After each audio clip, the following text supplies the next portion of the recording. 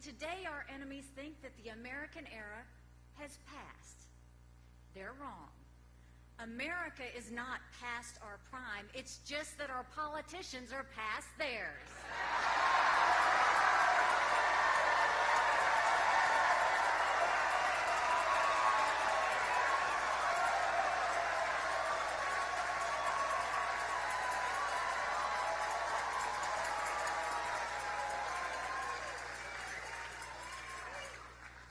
Joe Biden isn't leading from behind. He's not leading at all.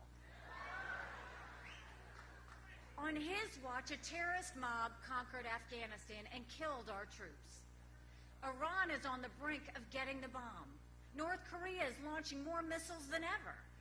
Russia started the biggest war in Europe in 75 years. And in communist China, we face the strongest and most disciplined enemy in history. It is unthinkable that Americans would look at the sky and see a Chinese spy balloon looking back at us.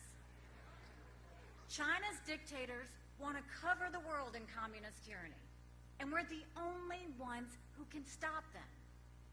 But let me be clear, we won't win the fight for the 21st century if we keep trusting politicians from the 20th century.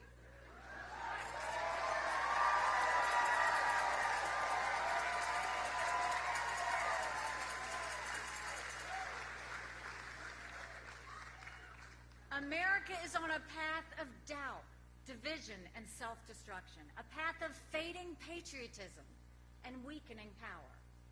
The stakes are nothing less than our survival.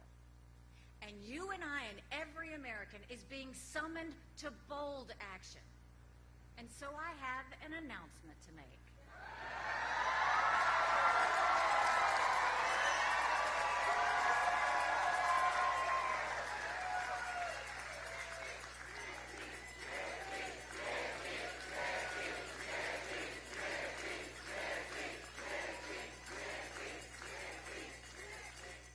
I stand before you as the daughter of immigrants, as the proud wife of a combat veteran, and as the mom of two amazing children. I've served as governor of the great state of South Carolina and as America's ambassador to the United Nations. And above all else, I'm a grateful American citizen who knows our best days are yet to come if we unite and fight to save our country.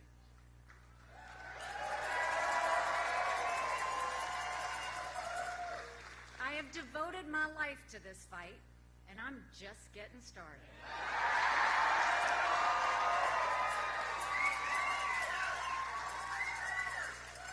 For a strong America, for a proud America, I am running for President of the United States of America.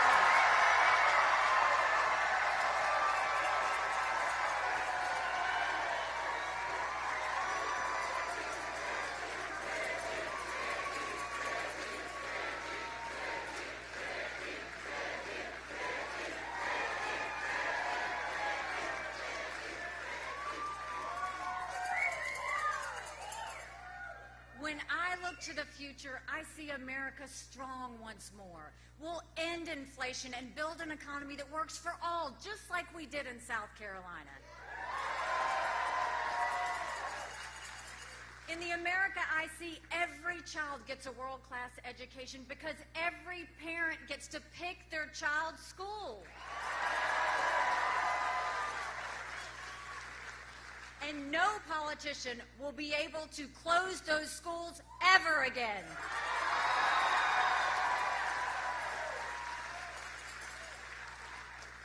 In the America I see, police know we have their backs.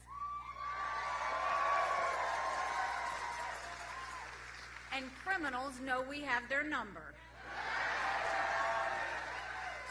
And our states will be safe again. In the America I see, we stop the surge of drugs and illegal immigration. That means having a real border and mandatory E-Verify like we got done in South Carolina.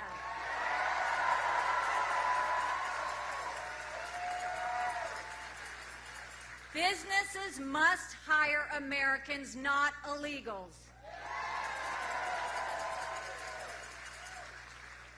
In the America I see, everyone has full confidence in our elections.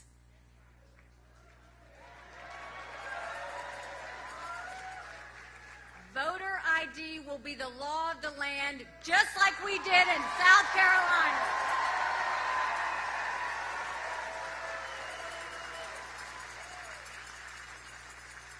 The America I see is freer and better for all, because Washington will finally serve the people instead of the political class. We'll end corporate welfare and bailouts for big business, and we'll end the earmarks and pork that fuel big government.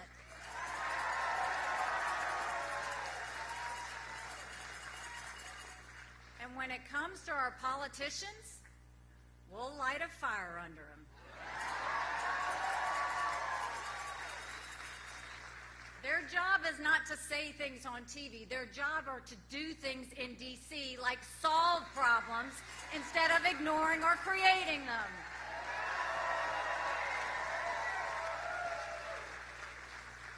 In the America I see, the permanent politician will finally retire.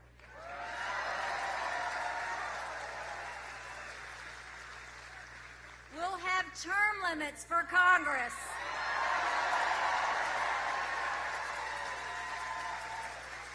And mandatory mental competency tests for politicians over 75 years old.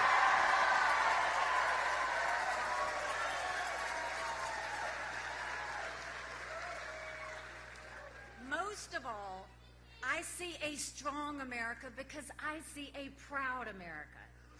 Strong and proud, not weak and woke. That's the America I see.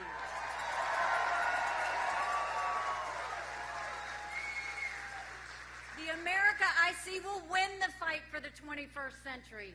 We'll have the courage and confidence to defend our values and defeat our enemies. In this America, the armed forces of the United States will be stronger and more capable than ever.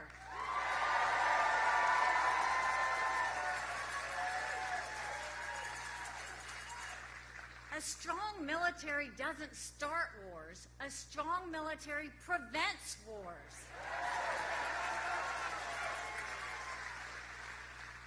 In this America, we'll start pumping more oil and gas and stop buying dirty oil from Venezuela.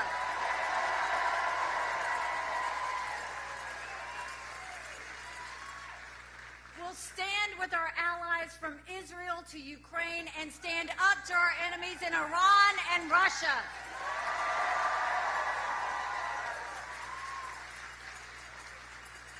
And in the America I see, Communist China won't just lose.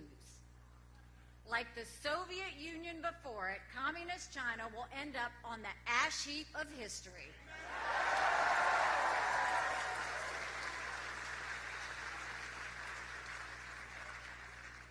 Realizing this vision won't be easy. It will take an unparalleled level of commitment from all of us. It requires faith and a willingness to move past the status quo. And it will require doing some things we've never done.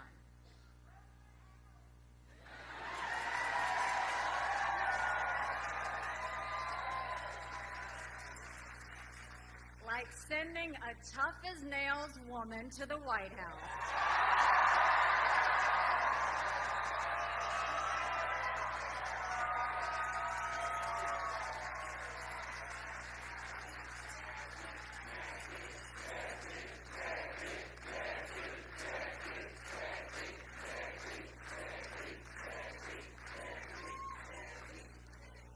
We need someone who can shake up Washington and the political class. I've done it before, starting right here. I will always be grateful to the people of South Carolina who took a chance on me. too. When I ran against the longest-serving legislator in the state, no one said I had a shot. But together, we won. When I ran for governor, people said, Nikki who? But together, we won. We cut taxes, created thousands of jobs, and revitalized our economy. Business journals started calling South Carolina the beast of the Southeast, which I love. And when President Trump nominated me for ambassador to the United Nations, people said I didn't have the experience. Then I went to work.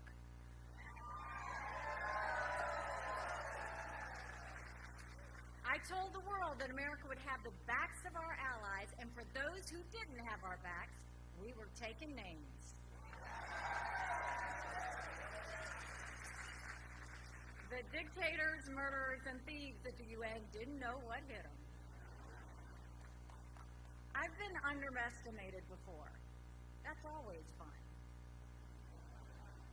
And I've been shaking up the status quo my entire life.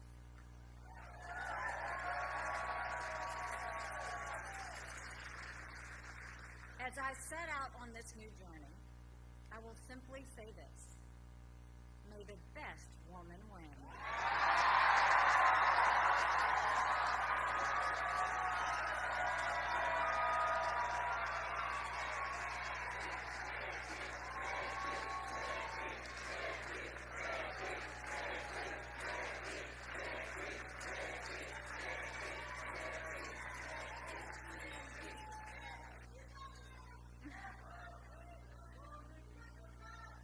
Got your back too.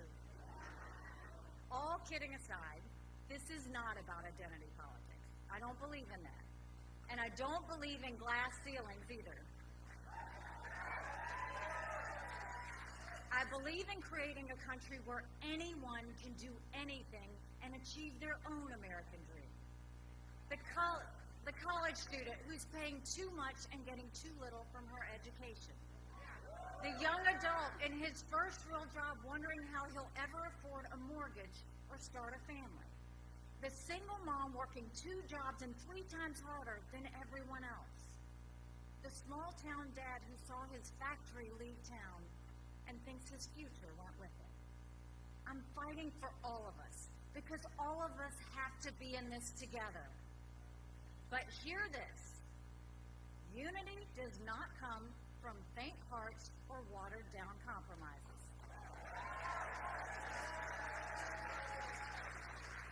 That just leaves everyone wanting more. Real national unity comes from boldly proclaiming our national purpose and persuading opponents to join us. My purpose is to save our country from the downward spiral of socialism and defeatism. I aim to move America upward toward freedom and strength. I'll take this message far and wide in the days ahead, and I have a particular message for my fellow Republicans. We've lost the popular vote in 7 of the last 8 presidential elections. Our cause is right, but we have failed to win the confidence of a majority of Americans. Well, that ends today.